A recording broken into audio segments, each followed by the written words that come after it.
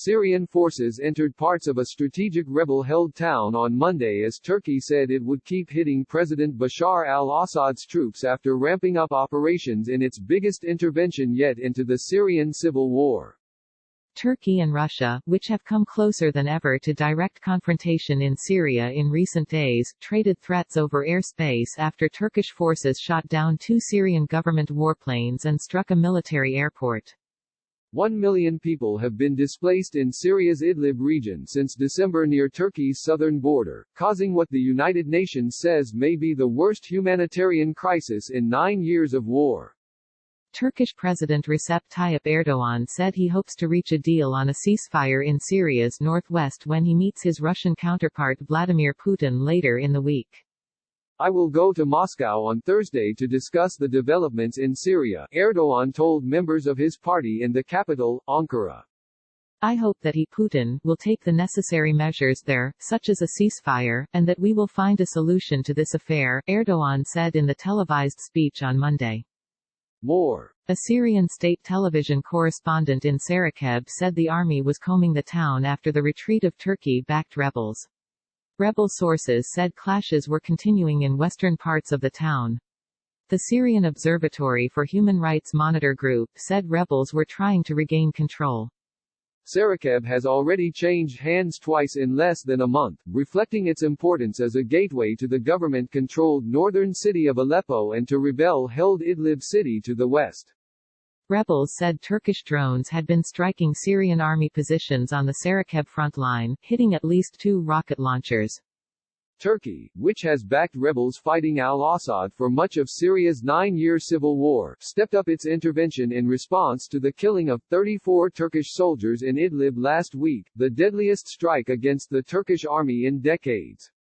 Turkey, which backs certain groups in the last rebel-held stronghold of Idlib, has sent thousands of troops into the province but faces a difficult situation with Moscow backing al-Assad's forces with air power. We do not aim to face off with Russia. Our only aim is to stop the Syrian regime's massacres, radical groups, the displacement of civilians, Turkish Defense Minister Hulusi Akar said on Sunday.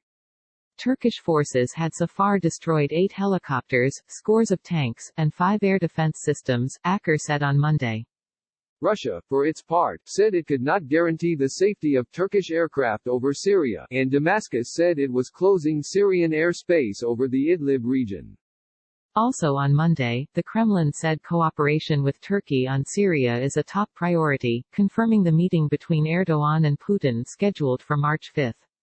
Russia attaches great importance to cooperation with our Turkish partners, Kremlin spokesman Dmitry Peskov said.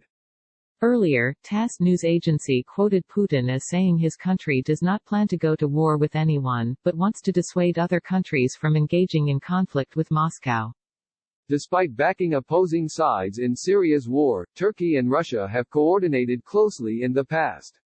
In 2018, they reached a deal that led to Ankara establishing 12 military observation posts in Idlib, home to more than 3 million people, to prevent a Syrian government offensive. Last month, Erdogan had repeatedly warned that Turkey would push the Syrian government forces away from its military observation posts in Idlib.